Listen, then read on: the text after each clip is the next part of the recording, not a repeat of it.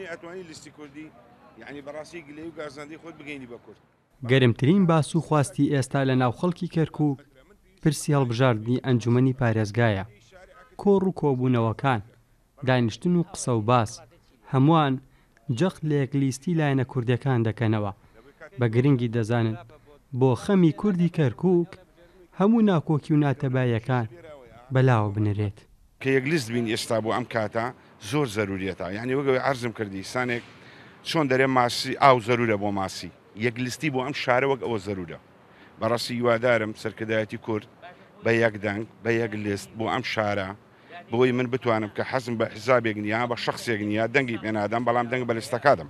بەڵام ئینشەڵا بە ئەبێم حاولی چێ بکەین هەمومان بە یەک دەنگ بە یەک لیست دابەزین بۆی بتوانین ئەوەی داومانە بە کۆمجارە کۆیکەینەوە و جاریشکە شاری کەرکووک هەمومانزان لەسەر لەژێر دەستی چین هامەتێک ئاژین.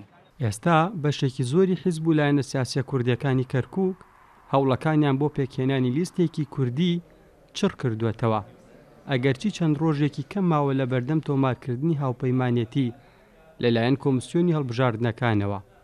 لێپرسراوی بەشی هەڵبژاردننی یەکێتی لە کەرکووک دەڵێت لە ئەزمموی ڕابردووی هەڵبژاردنەکان یەکلیستی قازانجی زۆر بووە، پەرتەوازەبوونیش پێچەوانەکەی.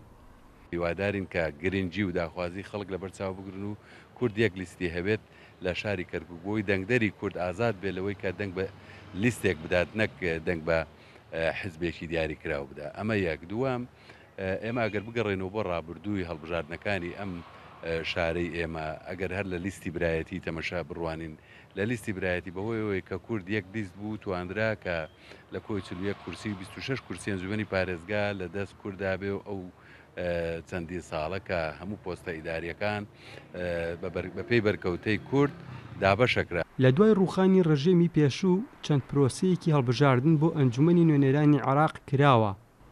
ئەوەی کەرکووک جیا دەکاتەوە لە پارێزگاکانی تری عێراق لە ساڵی 2003ەوە تەنها یەک هەڵبژاردننی ئەنجومەنی پارێزگا کراوە کە کورد زۆرینەی ئەندامەکانی پێکدەهێنا.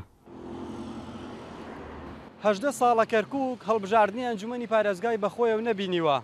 لەم ماوەیەشدا دۆخی جیاواز بەسەر کەرکووک و کووردا هاتووە. بۆی ئێستا شەقامی کوردی لە کەرکووک یەکلیستی با گرنگ دەزانن بۆ بەشداریکردن لە هەڵبژاردننی ئەنجومەنی پارێزگای کەرکووک کە بڕیارە لە داهاتوودا ئەنجام بدرێت. ئاسو ئەحمەد، کورسات نیوز، کەرکووک.